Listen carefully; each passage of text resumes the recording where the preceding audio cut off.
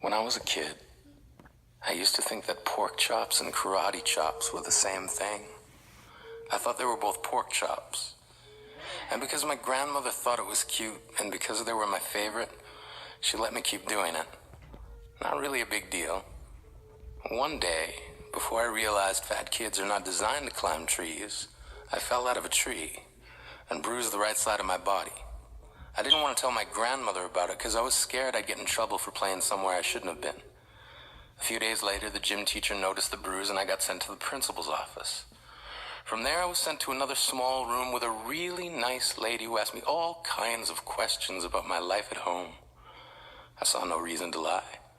As far as I was concerned, life was pretty good. I told her whenever I'm sad, my grandmother gives me karate chops. This led to a full-scale investigation, and I was removed from the house for 3 days until they finally decided to ask how I got the bruises. News of this silly little story quickly spread through the school, and I earned my first nickname, Pork Chop. To this day, I hate pork chops. I'm not the only kid who grew up this way.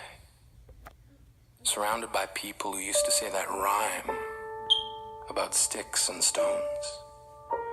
As if broken bones hurt more than the names we got called, and we got called them all. So we grew up believing no one would ever fall in love with us. That we'd be lonely forever. That we'd never meet someone to make us feel like the sun was something they built for us in their tool shed. So broken heartstrings bled the blues as we tried to empty ourselves so we would feel nothing. Don't tell me that hurts less than a broken bone. That an ingrown life is something surgeons can cut away. That there's no way for it to metastasize, it does. She was 8 years old. Our first day of grade 3 when she got called ugly. We both got moved to the back of class so we would stop getting bombarded by spitballs. The school halls were a battleground where we found ourselves outnumbered day after wretched day. We used to stay inside for recess because outside was worse. Outside we'd have to rehearse running away or learn to stay still like statues, giving no clues that we were there in grade 5. They taped a sign to the front of her desk that read, "Beware of dog." To this day, despite a loving husband, she doesn't think she's beautiful. Because of a birthmark that takes up a little less than half her face. Kids used to say she looks like a wrong answer that someone tried to erase but couldn't quite get the job done. And they'll never understand that she's raising 2 kids whose definition of beauty begins with the word mom. Because they see her heart before they see her skin. Because she's only ever always been amazing. He was a broken branch grafted onto a different family tree. Adopted. Not because his parents opted for a different destiny. He was 3 when it became a mixed drink of 1 part left alone and 2 parts tragedy. Started therapy in 8th grade. Had a personality made up of tests and pills. Lived like the uphills were mountains and the downhills were cliffs. 4/5 suicidal, a tidal wave of antidepressants, and an adolescence being called pauper. 1 part because of the pills. 99 parts because of the cruelty. He tried to kill himself in grade 10 when a kid who could still go home to mom and dad had the audacity to tell him, "Get over it." As if depression is something that can be remedied by any of the contents found in a first aid kit. To this day, he is a stick of TNT lit from both ends. Could describe to in detail the way the sky bends in the moments before it's about to fall. And despite an army of friends who all call him an inspiration, he remains a conversation piece between people who can't understand. Sometimes being drug-free has less to do with addiction and more to do with sanity. We weren't the only kids who grew up this way.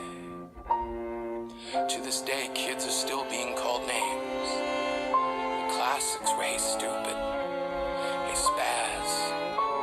Seems like every school has an arsenal of names getting updated every year.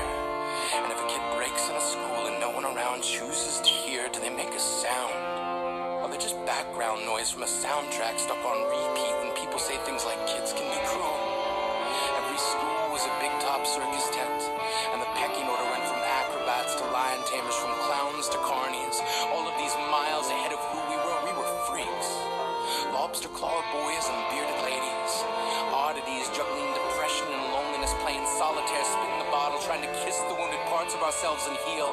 But at night, while the others slept, we kept walking the tightrope. It was practice, and yes, some of us fell. But I want to tell them that all of this is just debris left over when we finally decide to smash all the things we thought we used to be. And if you can't see anything beautiful about yourself, get a better mirror. Look a little closer. Stare a little longer. Because there's something inside you that made you keep trying despite everyone who told you to quit. You built a cast around your broken heart and signed it yourself. You signed it. They were wrong. Because maybe you didn't belong to a group or a clique. Maybe they decided to pick you last for basketball or everything. Maybe you used to bring bruises and broken teeth to show and tell but never told. Because how can you hold your ground if everyone around you wants to bury you beneath it? You have to believe that they were wrong. They have to be wrong. Why else would we still be here? We grew up learning to cheer on the underdog because we see ourselves in them. We stem from a root planted in the belief that we are not what we were called. We are not abandoned cars stalled out and sitting empty on some highway. And if in some way we are, don't worry. We only got out to walk and get gas. We are graduating members from the class of we made it. Not the faded echoes of voices crying out names will never hurt me. Of course, they did. But our lives will only ever always continue to be a balancing act that has less to do with pain and more to do with beauty.